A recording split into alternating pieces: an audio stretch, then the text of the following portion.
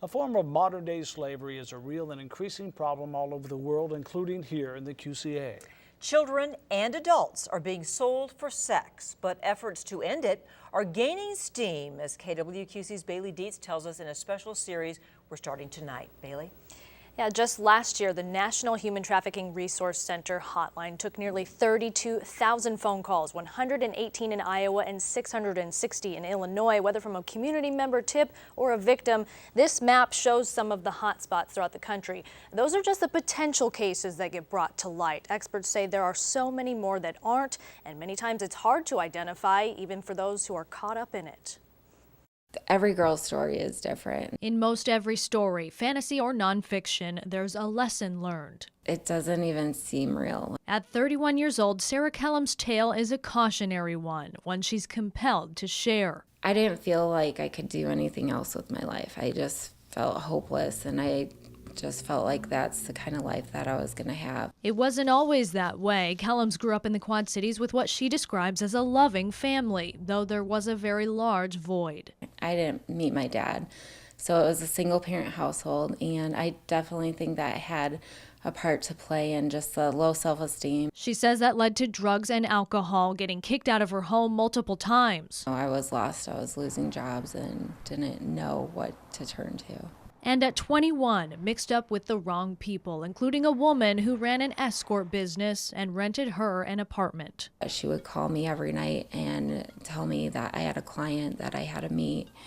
And even if I didn't want to, I still had to be there. Kellum says there were many times she said she wanted to stop, but was manipulated into it on a daily basis. All this time, like, it wasn't my choice. And it was scary. There were times that it was life-threatening, like I didn't know what was going to happen to me. And so many times I remember thinking, this may be it. It went on for a year until Kellum's decided enough was enough. And it wasn't till at the very end, when things just got terrible, that I just left and never looked back. It wasn't until later on that she realized she had been a victim. It's not what you might picture when you think of sex trafficking, but experts say that's exactly what it was. Sex trafficking is when someone is compelled to work in the commercial sex industry, either through force, fraud, or coercion. And every day, potentially hundreds of women and children are advertised for sex right here in the Quad Cities. Why advocates with the organization Breaking Traffic work to raise awareness and to prevent more stories like Kellum's.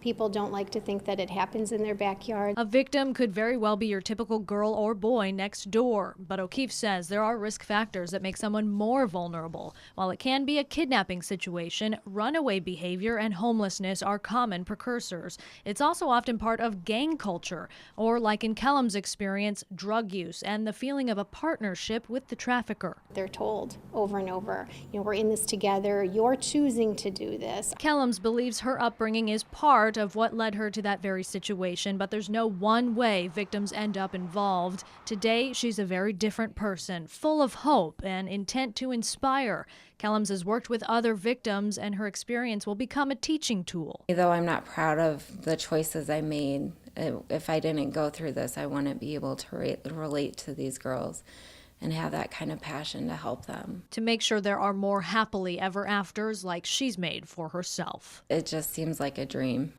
How to put a stop to an industry generating tens of billions of dollars each year. Sex trafficking is a very real problem in this country, even in the QCA. Tonight, in the second part of our special series, KWQC's Bailey Dietz shows us how local survivors are sharing their stories as part of efforts to prevent more people from becoming victims. The International Labor Organization estimates that there are 4.5 million people trapped in forced sexual exploitation globally. Victims are frequently lured by false promises of a lucrative job, stability, or a loving relationship.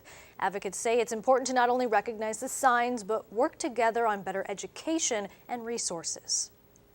I really struggled for the longest time with, well, it was my choice. But about 10 years ago, Sarah Kellum's lost her choice, coerced into the sex trafficking industry right here in the Quad Cities. It was something on a daily basis, even when I didn't want to, or I just, wanted to stay at home. At 21, that was all she knew for an entire year, numb from drug and alcohol use, depressed, and at one point raped by multiple men. And it was scary. There were times that it was life-threatening. Eventually, Kellums brought herself to leave and hasn't looked back, though it is still something she's dealing with. I've always had the flashbacks, so that's kind of a struggle. Hotels are really hard for me. Now she's choosing to use her trials as a teaching tool. My life was out of control. I was always afraid.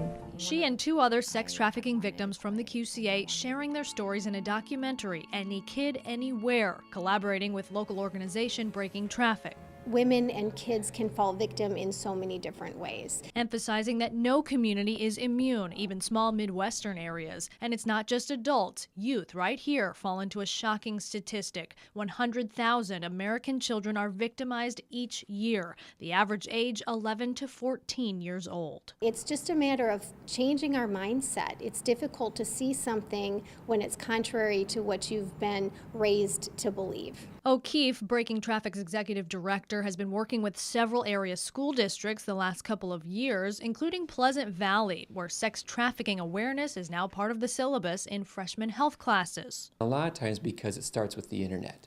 And that is one of the things that we cover in our Human Growth and Development Unit. And now Kellums and the other survivor stories are being added to the lesson plan to show different ways victims are pulled in and what to do if approached. If somebody sat down and talked to me, that I would probably think twice about the choices that I made. It makes perfect sense for us to spread this message, not to scare kids, but to give them the information of what is out there and maybe help each other if it ever were to occur. It's hard to measure the program's success, but O'Keefe thinks it's making a difference. Kids are not only more aware of this crime, and it has actually led to some students intervening on behalf of other students, which is very exciting. Breaking Traffic also annually works with legislators to strengthen laws that provide justice for victims. In some cases, arresting someone for selling sex may be the only way to save a victim. So advocates are also working with police agencies to identify cases and find appropriate ways to help. Putting together a protocol for responding to cases of human trafficking to ensure that